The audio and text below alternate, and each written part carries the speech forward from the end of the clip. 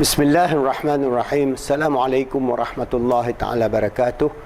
Alhamdulillah Rabbil Alamin. Wassalatu wassalamu ala syarafil anbiya wal mursalin wa ala alihi wa sahbihi ajma'in. Alhamdulillah, we are continuing on our chapter 4 of this book on holistic human behavior and laws of learning. And today I will talk about the nature of conditioning, because this conditioning aspect of psychology developed from behavioral psychology, and before that is developed out of the experiment of Dr. Pavlov. We have this Pavlov experiment on the dog, and then how this has actually spun a huge range of psychology based on propaganda, mass media, perception, tuning, and so many other things, including brainwashing and so on. So in this chapter, Professor Muhammad Mahdi Jenkins was telling us about the simplest kind of learning, that is conditioning. How conditioning affects the simplest type of learning, as well as later on how it affects classical conditioning, operant conditioning, and how it affects the whole human perception and human behavior. So I'll just read a few paragraphs here because it is very long about Pavlov experiment and so on, which I don't need to dwell, but you can read, very interesting. All right. I'll start by describing the simplest kind of learning. Sometimes instead of using the word learning, I'll use the word conditioning. They mean just about the same thing, but in some situations, one term seems to fit better than the other. Something that is really amazed me when I came across the principles of learning is that they have been known for less than 100 years. People have been learning by them and using them to teach others for as long as there have been human beings. So conditioning has been used by human societies since we existed on this earth. So we operate by conditioning. Our tribal system is also conditioning. Our societal system is conditioning. The 21st century is even worse in terms of insane and negative conditioning, which I will explain later. But only during this century did we come to realize that learning took place according to specific laws, just like any other aspect of material existence. So whatever there is in this physical plane, it has a set of laws, whether it's the law of physics, law of chemistry, law of quantum theory, and so on. I think all that exists are sacred, but I don't believe anything that should be considered that is beyond study.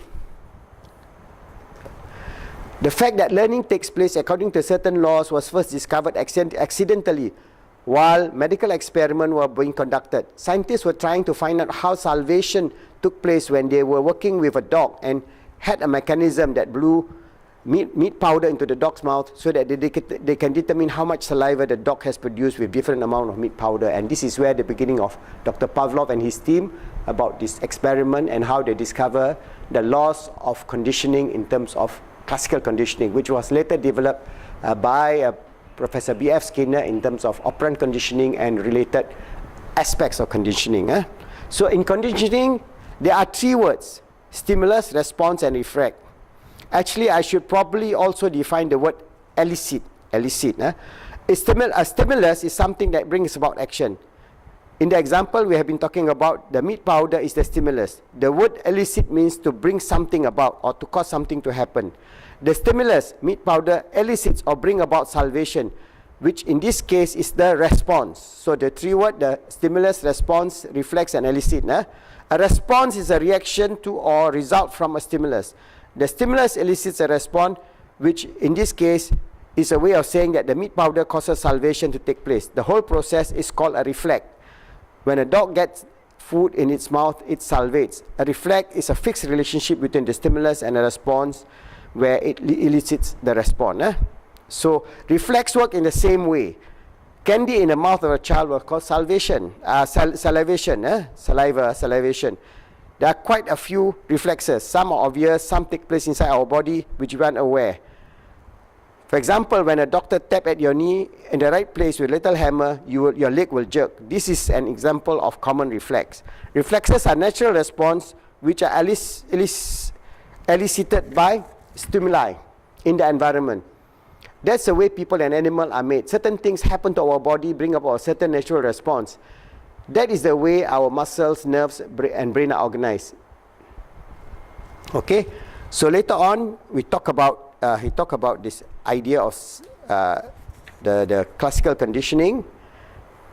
But I want to just discuss further on the aspect of conditioning in terms that we see, because after the discovery of classical conditioning and operant conditioning, the development of behavioral psychology, this is the basis of behavioral psychology. Yeah? All laws of learning on behavior psychology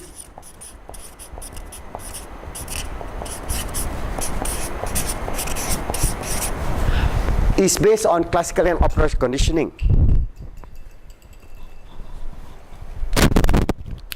So the whole idea when this was developed then, the industry, mass media industry, propaganda is used to control perception. So our perception today is largely controlled by the mass media, whether it is online mass media, whether it is radio, television, videos, shows, talk shows, movies. The whole idea of mass media, Facebook, WhatsApp, all this mass media now is being used to control perception. So the control of perception by conditioning, that means using the technology or the know-how of conditioning, both classical, operant, and other methods of the using behavioral psychology and the mode of learning, laws of learning, you are able to control perception. So from conditioning, you develop the technology, or then you develop the control of perception. This is where the negative aspect of psychology come in, because based on this, they control the mass media, and then they develop propaganda. That's why the very propaganda is used, for example, by the Nazi. He has a whole ministry of propaganda. And Hitler is a very smart man. He uses all this knowledge, control of perception, development of the mass media, have a propaganda, and then develop negative or insane worldview. For example, for the Nazi, it is the Holocaust. That means because of the past problems with the Jewish people, for example, the German people suffer tremendously because of the Jewish oppression and so on. So he says all Jewish people are enemies. And as a result, he started the killing, mass killing of the Jews, but starting with control of perception. All right, then mass media. The same thing is being used by Stalin, by Mao Zedong. All dictators in the world are using the same ideas. In the past, it's very difficult because the tools for mass communication was not there. During the time of the Nazi, they have the radio. They do not have a television there, but it is still very, very powerful. They can use the radio and then reach out to all the German people. Today, the mass media is so powerful that to develop an insane worldview is quite easy. So who controls the world today? The conditioning that we are having now is the 1% of the world. This 1%, 1% of the world's wealthiest people. This 1% wealthiest people, they control the mass media, they control the propaganda machine, they control the perception of humanity, in a way. So that's why there are many examples of how this 1% is creating a catastrophe in the waiting. That means this human society, because of the extreme greed, because their mantra for this extreme 1% is greed is good. All right? So you all must be greedy, because we are greedy, that's why we are billionaires. That's why we can fly in our private jet, we can have our yachts, we can consume and consume and consume. And consumption is good. So you should consume and consume, regardless what. So the whole economic basis of the 20th and 21st century was based on consumption. How does this become a worldview? This insane worldview is because of this 1% who wants to continue and perpetuate their control of the world, and they use this whole concept of conditioning to condition us, you, me, every child, every human being in this world, like it or not, are being controlled through this unrelenting attack every day of our life. Thousands and thousands of advertisements through the mass media, through the billboard, through whatever means, to control your perception. So your perception also will be then oh, we must consume, because if we don't consume, the GDP is not going to grow up, and if there's no GDP, then all of us will suffer. Okay, this is their approach. Oh, greed is good because when you are greedy, you can become rich, and when you become rich, you can enjoy life. So this is where so many of the insane and negative worldview comes from conditioning. And this science of conditioning is now so rampant and so sophisticated that literally we cannot find a way out of it unless all of us realize as human beings that we have to change. All right, for example, if we say that this insane worldview of greed is good, now we are destroying the planet. The CO2 level is the highest in more than 650,000 years. All right, the plastic industry, the soft drink industry, the junk food industry, the fast food industry, all these industries are promoting. For example, the cola industry is promoting all kind of cola filled with fructose, sugar, and so on, causing massive psychological problems among children, ADHD, hyperactivity, and so on. Diabetics, you name it. The junk food industry, the packaging industry, for example, plastics, is insane. We can use, for example, like a plastic bag, we can replace it with a jute bag, made from natural fiber from Bangladesh. You can give a lot of employment for the Bangladeshi people, and a jute bag will last you for 1 year. You can carry your goods and so on. But no, we have take and throw.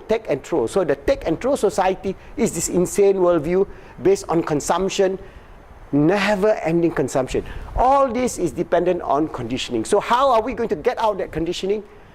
We have to find a new worldview. That new worldview, for Muslims, we are propounding our positive Islamic psychology, a transcendent model to achieve peace, happiness, and success, so that we can be part of a movement of people, right-thinking people, who can then realize the end of humanity is near.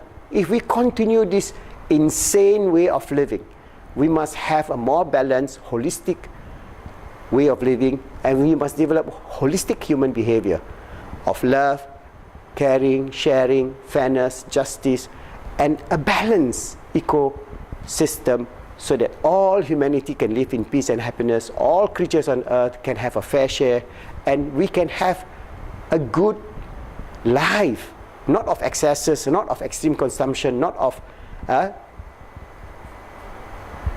evil, destructive methods of living, but going back to the basics and using science and technology for the benefit of human being. Right now we are using the science of psychology in terms of conditioning to create this. What we need to do is realize our difficulties, realize our challenge, and change and use conditioning in a far positive manner, in a way that we can hope to bring a good society in the 21st century. And for Muslims, we are the custodian on this earth, the Caliph of Allah on this earth, always striving to make ourselves good, helping others to be good, and making the world good, inshallah.